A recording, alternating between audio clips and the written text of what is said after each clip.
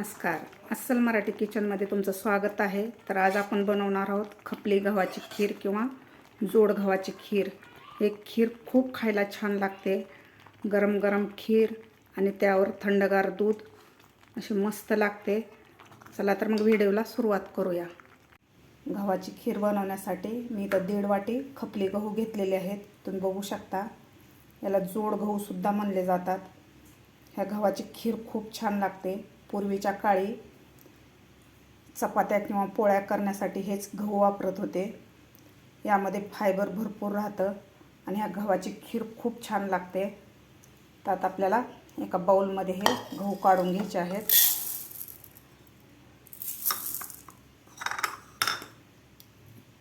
आता आपल्याला हे 2 ते 3 पाण्यानं स्वच्छ धुवून घ्यायचे आहेत. गहू 2 पाण्यानं स्वच्छ धुवून घेतलेले आहेत. तर हे गहू आपल्या दररोजचे आपण वापरतो त्या गव्हापेक्षा थोडासा डार्क कलर राहतो. आता आपल्याला एका कॉटनच्या कपड्यावर हे गहू काढून घ्यायचे आहेत. यामधलं पूर्ण मी पाणी काढून घेतलेलं आहे.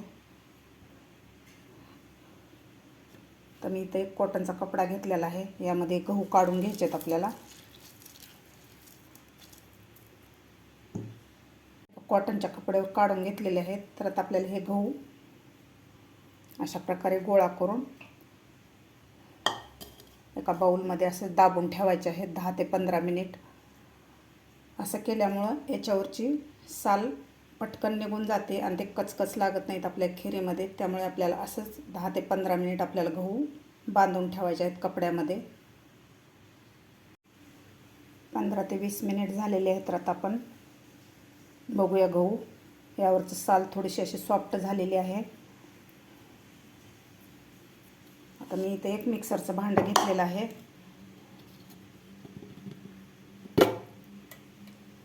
अशा प्रकारे याला पल्स मोडवर फिरवून घेतलेलं आहे. यावरची थोडीशी अशी साल निघालेली आहे, म्हणजेच बुसकट निघालेलं आहे. पूर्वीच्या काळी गावाकडे उखळ राहायचे. त्या उखळामध्ये गहू सोडून घेतले जाई. त्यावरचा असा व्यवस्थित भुस्सा निघत होता. तर आज आपण हे मिक्सरमधून काढून घेतलेले आहेत. जास्त बारीक पण केलेले नाहीत आपण गहू. पल्स मोडवर 10 ते 15 सेकंद आपण बंद चालू करत ह्याला फिरवून घेतलेला आहे. आता एक गहू एका ताटामध्ये आपल्याला काढून घ्यायचे आहेत.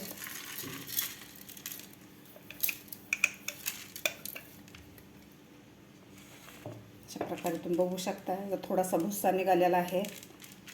आता बाकी राहिलेले सुद्धा आपल्याला अशा प्रकारेच गहू मिक्सरमधून काढून घ्यायचे आहेत. राहिलेले गहू सुद्धा मी अशा प्रकारे काढून घेतले आहेत. तुम्ही बघू शकता असे मस्त आपले गहू मिक्सरमधून निघालेले आहेत. आता आपल्याला 1 तासभर हे फॅनच्या खाली ठेवायचे आहेत आणि नंतर आपल्याला याचा भुस्सा फटकून काढायचा आहे. तुम्हाला जर जास्त क्वांटिटीमध्ये अशा प्रकारे करून ठेवायचं तर तुम्ही उन्हात वाळवून सुद्धा तुम्ही 5 ते 6 महिने हे गहू वापरू शकता. हवं त्यावेळेस पटकन तुम्ही खीर बनवून खाऊ शकता अशा प्रकारे गहू बनवून ठेवल्यावर. परत आपल्याला हे फॅनच्या खाली 1 तासभर सुकवून घ्यायचे आहेत गहू. 1 तासभर मी फॅनच्या खाली गहू हे सुकत ठेवलेले होते, सुकवायला ठेवलेले होते. व्यवस्थित सुकलेले आहेत. याचा कोंडासुद्धा असा वेगळा होत आहे. तर आता आपण हे गहू थोडेसे ताटाने एका फटकून घेऊया.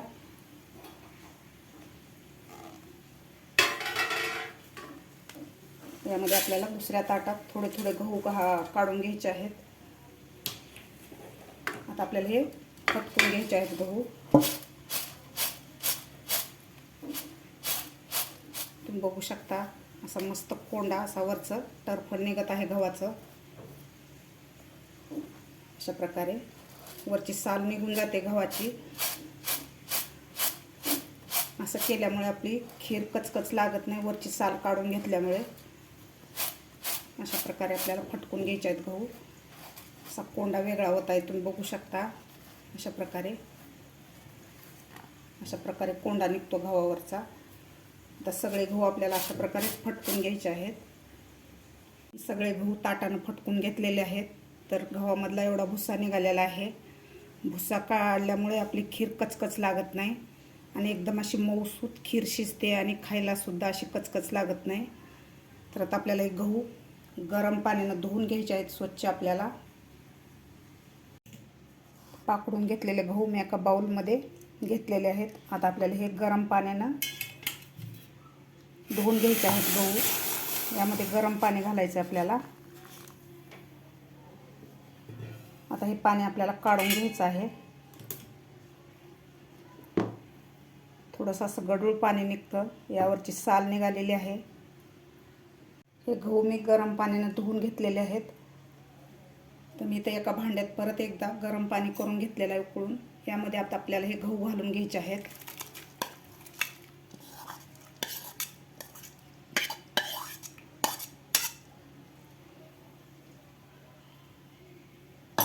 हे गहू आपल्याला 4 ते 5 तास गरम पाण्यात भिजत ठेवायचे आहेत, म्हणजे आपली खीर लवकर शिजते आणि मऊसूत होते. तुमच्याकडे जर जास्त वेळ असेल तर तुम्ही रात्रभर सुद्धा हे गहू भिजत ठेवू शकता. असे मस्त गहू फुलतात. आता यावर झाकण ठेवून आपल्याला 5 ते 6 घंटे आपल्याला हे गहू भिजत ठेवायचे आहेत. ते 5 तास झालेले आहेत. तर आता आपण बघूया. आपले गहू व्यवस्थित असे नरम झालेले आहेत, भिजलेले आहेत. आपण यामध्ये गरम पाणी घातलं होतं त्यामुळे लवकर गहू भिजलेले आहेत. तर मी इथे कुकर घेतलेला आहे. या कुकरमध्ये आपल्याला हे पाणी आणि गहू घालून घ्यायचे आहेत. पाणी आपल्याला हेच घालायचं आहे, गहू भिजत घातलेलं. हवं तर तुम्हाला हे काढून दुसरं सुद्धा तुम्ही गरम पाणी घालू शकता. गव्हाच्या वर थोडंसं पाणी आलेलं आहे आपल्या. आता याला झाकण लावून आपल्याला 4 शिट्ट्या करून घ्यायच्या आहेत, म्हणजे व्यवस्थित आपली खीर शिजल्या जाते. कुकरच्या 4 शिट्ट्या करून घेतलेल्या आहेत. कुकर सुद्धा आपलं थंड झालेलं आहे. तर त्यात झाकण काढून बघूया.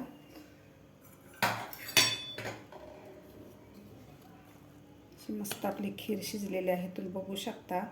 एकदम असे मऊ झालेले आहेत आपले गहू, व्यवस्थित शिजलेले आहेत. ते कढई घेतलेली आहे.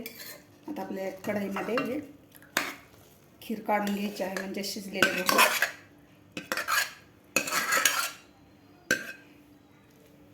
तुम्ही कुकरमध्ये सुद्धा गूळ घालून खीर शिजवू शकता.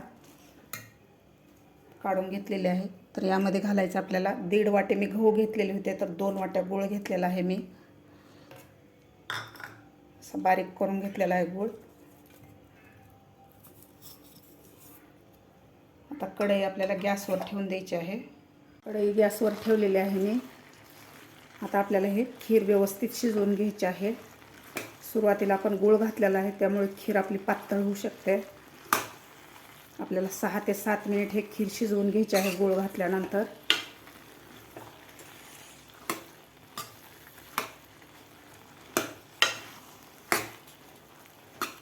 गॅस आपल्याला मिडियमच ठेवायचा आहे.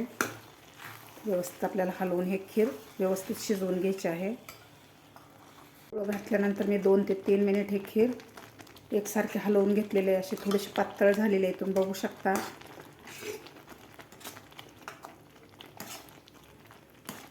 हे खीर खायला खूप छान लागते. हे खीर यात्रेमध्ये किंवा हनुमान जयंतीला बनवले जाते.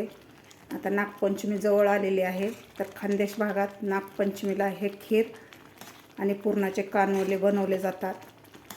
नैवेद्यासाठी हे खीर बनवले जाते खानदेशमध्ये. खूप छान लागते चवीला ही खीर. आता आपल्याला आणखीन 5 ते 6 मिनिट हे खीर शिजवून घ्यायची आहे. खीर मी दुसऱ्या गॅसवर ठेवलेली आहे. खीर शिजते तोपर्यंत आपण खसखस भाजून घेऊया. मी इथे 1 चमचा खसखस घेतलेली आहे. आता आपल्याला व्यवस्थित खसखस भाजायची आहे. खसखस लवकर भाजल्या जाते. थोडीशी ब्राऊन कलर होईपर्यंत आपल्याला खसखस भाजून घ्यायची आहे. खसखस आपली भाजलेली आहे. थोडासा कलर बदललेला आहे, तर लगेच आपण काढून घेऊया. इथं पॅनमध्ये 2 चमचे साजूक तूप घेतलेलं आहे. तूप आपल्याला व्यवस्थित गरम करून घ्यायचं आहे. आपलं गरम झालेलं आहे, तर यामध्ये मी ओलं नारळाचे काप करून घेतलेले आहेत. तुम्ही या ठिकाणी सुकं खोबऱ्याचे कापसुद्धा घालू शकता. तर थोडेसे आपल्याला तुपामध्ये परतून घ्यायचे आहेत. थोडासा कलर चेंज होईपर्यंत. जास्त पण लाल नाही करायचे आपल्याला. थोडासा कलर बदललेला आहे आपल्या ओल्या नारळाचा, तुम्ही बघू शकता. आता लगेच आपल्याला हे काढून घ्यायचे आहेत खाली. खीरसुद्धा आपली व्यवस्थित शिजलेली आहे. अशी दाटसर झालेली आहे, तुम्ही बघू शकता. पाणी इकडं गहू इकडं झालेले नाहीत, अशी मिळून आलेली आहे खीर आपली. आता यामध्ये घालायचे आहेत आपल्याला फ्राय करून घेतलेले नारळाचे काप.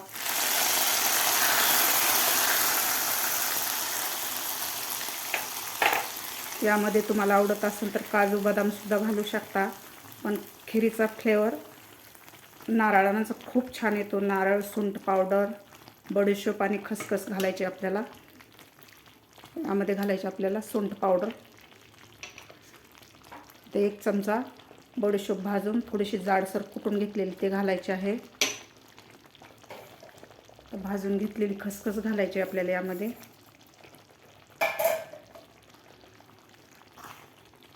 मस्त झालेली आपली खपली गव्हाची खीर तुम्ही बघू शकता.